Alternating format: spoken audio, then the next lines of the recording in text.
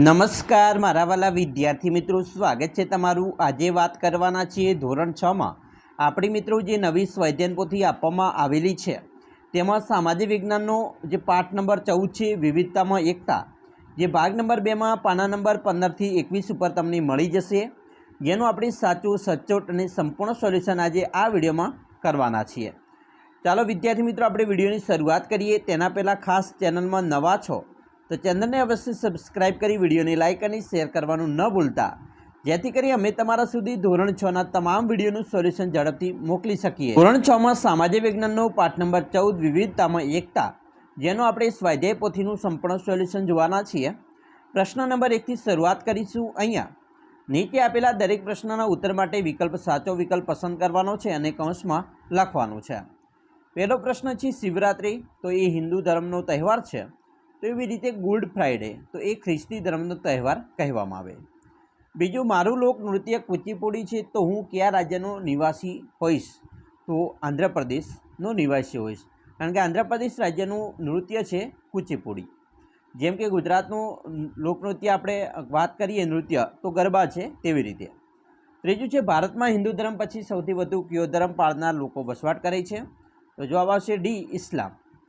4, નીચે પૈકી કઈ જોડ સાચી છે, તો અહીંયા મિત્રો નાતાલ ખ્રિસ્તી એ સાચી જોડ છે। પાંચમું છે પશ્ચિમ બંગાળ તો બંગાળી ભાષા, એવી રીતે મહારાષ્ટ્ર તો મરાઠી ભાષા બોલાય। છઠ્ઠું, નીચે પૈકી કયું નૃત્ય શાસ્ત્રીય નૃત્ય નથી, તો જવાબ આવશે સી રાસ ગરબા। 7, ગુજરાતના સંદર્ભમાં નીચેના વિધાનો તપાસો અને સાચા વિધાનો ઓળખવાના છે। અહીંયા મિત્રો અલગ અલગ 4 વિધાનો છે, તો અહીંયા માત્ર 2 છે એ જ મિત્રો વિધાન સાચું છે, કેમ કે ગુજરાતમાં હાલ જિલ્લાઓની કુલ સંખ્યા 33 છે। 8, ઘુમર તો રાજસ્થાન, એવી રીતે તમિલનાડુ નૃત્ય છે ભરતનાટ્યમ। 9, નીચે પૈકી કઈ વિશેષતા પંજાબ રાજ્ય સાથે સંકળાયેલી નથી, તો અહીંયા જવાબ આવશે ભોજપુરી। 10, મહારાષ્ટ્ર રાજ્યના લોકો કઈ ભાષા સૌથી વધુ બોલે છે, તો મહારાષ્ટ્રમાં મિત્રો બોલાતી ભાષા છે તે મરાઠી છે। તો હવે વાત કરીશું પ્રશ્ન 2, જેમાં બંધબેસતા જોડકા જોડવાના છે। પહેલું છે ઈસ્ટર સન્ડે, તો એમાં આવશે ખ્રિસ્તી ધર્મનો તહેવાર। કુચીપુડી નૃત્ય, તો અહીંયા મિત્રો આંધ્રપ્રદેશ આવશે। મફત અને ફરજિયાત પ્રાથમિક શિક્ષણનો અધિકાર RTE, અને ગણેશ ચતુર્થી તેમાં આવશે મહારાષ્ટ્ર રાજ્ય। બી છે નીચેના વિધાનો સાચા છે કે ખોટા તે જણાવો। પહેલું છે મહારાષ્ટ્રના લોકો મરાઠી અને કોંકણી ભાષા બોલે છે, તો આ વિધાન સાચું। બીજું, ઈદ હિન્દુ ધર્મનો મુખ્ય તહેવાર છે, તો આ વિધાન ખોટું। ત્રીજું, ભાંગડા જમ્મુ કાશ્મીરનું લોકનૃત્ય છે, તો આ વિધાન ખોટું। ચોથું, ભારત બિન સાંપ્રદાયિક દેશ છે, આ વિધાન સાચું। 5, ચૂંટણીમાં કેટલીક બેઠકો અનામત રાખવામાં આવતી નથી, તો આ વિધાન ખોટું। હવે આપણે જોવાના છીએ ખાલી જગ્યા। પહેલી જ ખાલી જગ્યા છે, ભારતમાં ખાલગા રાજ્યના રાસ ગરબા જાણીતા છે, તો જવાબ આવશે ગુજરાત રાજ્યના। 2, ઓડિસી એ ખાલગા રાજ્યનું પ્રખ્યાત નૃત્ય છે, જવાબ આવશે ઓડિશા રાજ્યનું। 3, મહાવીર જયંતિનો ઉત્સવ ખાલગા ધર્મના લોકો ધામધૂમથી ઉજવે છે, જવાબ આવશે જૈન ધર્મના લોકો। 4, ભારત દેશની રાષ્ટ્રભાષા ખાલગા છે, જવાબ આવશે હિન્દી। 5, કથકલી નૃત્ય ખાલગા રાજ્યનું પ્રખ્યાત નૃત્ય છે, જવાબ આવશે કેરળ રાજ્યનું। હવે આપણે પ્રશ્ન 3ની વાત કરીશું। નીચેના પ્રશ્નના ઉત્તર 1-2 વાક્યમાં લખવાના છે। પહેલું છે આપણા દેશના લોકો કયા ધર્મ પાળે છે, તો જવાબ આપણા દેશના લોકો છે હિન્દુ, ઇસ્લામ, ખ્રિસ્તી, શીખ, જૈન, જરથોસ્તી, યહૂદી વગેરે ધર્મ પાળે છે। 2, રાષ્ટ્રીય એકતા કોને કહેવાય, તો જવાબ વિવિધ ધર્મ, ભાષાઓ અને જાતિઓના લોકો પોતાના રાષ્ટ્ર માટે પ્રેમ, સન્માન અને સમર્પણની ભાવના પ્રદર્શિત કરે છે, તો એને આપણે રાષ્ટ્રીય એકતા કહેવાય। 3, આપણો દેશ કયા કારણે વિવિધતાવાળો દેશ બન્યો છે, જવાબ આપણો દેશ છે મિત્રો ધર્મ, ભાષા, જાતિ, જ્ઞાતિ, આર્થિક અસમાનતા, ખાનપાન, તહેવારો, પોશાક, રૂપરંગ, રહેઠાણ, માન્યતા, આવા કારણોને લીધે વિવિધતાવાળો દેશ બન્યો છે। 4, ભારતમાં બોલાતી કોઈપણ 5 ભાષાઓના નામ, તો ગુજરાતી, મરાઠી, બંગાળી, તેલુગુ, કન્નડ અને મલયાલમ। 5, કર્ણાટક રાજ્યની રાજધાની અને માતૃભાષા કઈ છે, તો કર્ણાટક રાજ્યની રાજધાની છે બેંગલુરુ અને માતૃભાષા છે કન્નડ। 6, RTEનું પૂરું નામ, તો રાઇટ ટુ એજ્યુકેશન। 7, શેઠ લક્ષ્મીચંદના પરિવારનું મુખ્ય તહેવાર પર્યુષણ છે, તો લક્ષ્મીચંદ કયા ધર્મના અનુયાયી હશે, તો જવાબ આવશે મિત્રો જૈન ધર્મના. 8. ભારત દેશને એક ઉપખંડ સાથે કહી શકાય. જવાબ, ભારત દેશમાં મિત્રો અલગ અલગ ધર્મ પાળતા, ભાષા બોલતા અને સંસ્કૃતિ, ખોરાક, તહેવારો, રહેઠાણ અને માન્યતા વગેરેમાં ભિન્નતા છે. તેથી કહી શકાય કે ભારત દેશ એક ઉપખંડ છે. 9.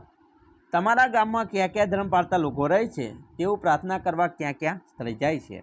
જવાબ, અમારા ગામમાં હિન્દુ, મુસ્લિમ, જૈન ધર્મ પાળતા લોકો રહે છે. હિન્દુ ધર્મના લોકો પ્રાર્થના કરવા મંદિરે જાય, મુસ્લિમ લોકો મસ્જિદે અને જૈન ધર્મના લોકો દેરાસરે જાય છે.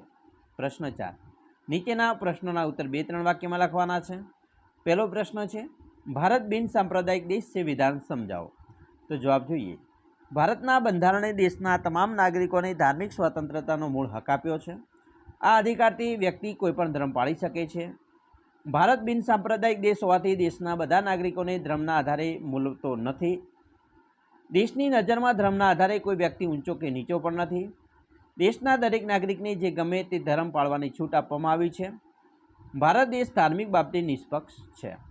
ભારતે સર્વધર્મ સંભાવનાનો સિદ્ધાંત પણ સ્વીકાર્યો છે. બીજું, છોકરા છોકરી વચ્ચેનો ભેદભાવ ટૂંકમાં સમજાવો.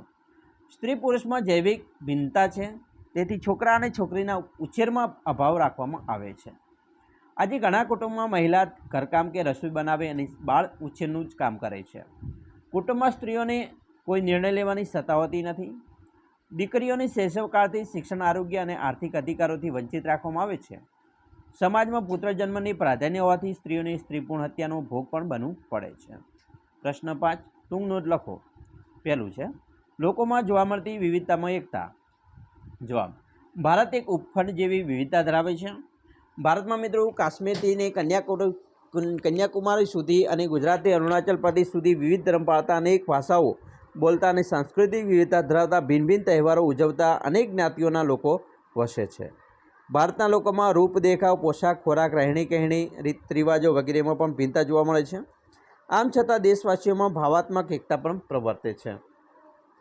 સ્વતંત્રતાની લડતમાં દેશવાસીઓએ રાષ્ટ્રપ્રેમ અને ત્યાગની ભાવના થકી રાષ્ટ્રીય એકતાના દર્શન કરાવ્યા હતા. વસુદેવ કુટુંબકમ, સમગ્ર વિશ્વ એક કુટુંબ છે, એ ભાવનાને વિશ્વમાં સાકાર પણ કરી છે. આમ દેશમાં અનેક પ્રકારની ભિન્નતા હોવા છતાં સૌ ભારતવાસીઓ સમરસતા અને સહઅસ્તિત્વની ભાવનાથી જીવે છે. ભારતની પ્રજા વિવિધતાના સંવર્ધન કર્યું છે. પ્રશ્ન 6 માગ્યા મુજબ ઉત્તર લખવાના છે. અહીંયા પ્રશ્ન છે પહેલો, આ પ્રકરણમાં કયા કયા અધિકારોની ચર્ચા કરવામાં આવી છે તે પાઠ્યપુસ્તકના આધારે જણાવો. તો જવાબ, દરેક વિદ્યાર્થીને મફત અને ફરજિયાત શિક્ષણ માટે RTIની જોગવાઈ છે. 1992માં રાષ્ટ્રીય મહિલા આયોગની રચના કરવામાં આવી છે. ગરીબ મહિલાઓ સહેલાઈથી ન્યાય મેળવી શકે તે માટે નારી આંદોલનની સ્થાપના કરવામાં આવી છે. મહિલાઓની સમસ્યાના નિવારણ માટે મહિલા કલ્યાણ કેન્દ્રની રચના પણ થઈ છે. બીજું, મફત અને ફરજિયાત પ્રાથમિક શિક્ષણના અધિકારો વિશે ટૂંકમાં જણાવો. જવાબ, કોઈપણ રાષ્ટ્રના વિકાસમાં મિત્રો શિક્ષણનો ખૂબ જ મોટું યોગદાન હોય છે. માટે સરકારે 6 થી 14 વર્ષના ઉંમરના તમામ બાળકોને મફત અને ફરજિયાત શિક્ષણ મળે તે મુજબ અધિકારો આપતો કાયદો પણ અમલમાં મૂક્યો છે. ત્યાંથી સૌને સમાન રીતે પ્રાથમિક શિક્ષણની તકો મળવા લાગી છે. હવે આપણે જોવાના છીએ ત્રીજો પ્રશ્ન. વિવિધ ધર્મ વિશે માહિતી દર્શાવતા નીચેના કોષ્ટકમાં ખાલીની માહિતી છે એ પૂર્ણ કરવાની છે. પહેલું છે ધર્મનું નામ, તો કે હિન્દુ ધર્મ છે, તો એનો ધર્મનો સ્થાપક સનાતન. ધર્મગ્રંથનું નામ છે ભગવદ્ ગીતા અને ધર્મસ્થાન છે મંદિર. એ રીતે ઇસ્લામ, એનો ધર્મ સ્થાપક છે હજરત મોહમ્મદ. ધર્મગ્રંથનું નામ છે કુરાન અને ધર્મસ્થાન છે મસ્જિદ. શીખ, ગુરુ નાનક ધર્મ સ્થાપક છે. ગુરુ ગ્રંથ સાહેબ એના ધર્મગ્રંથનું નામ છે અને ધર્મસ્થાન ગુરુદ્વાર છે.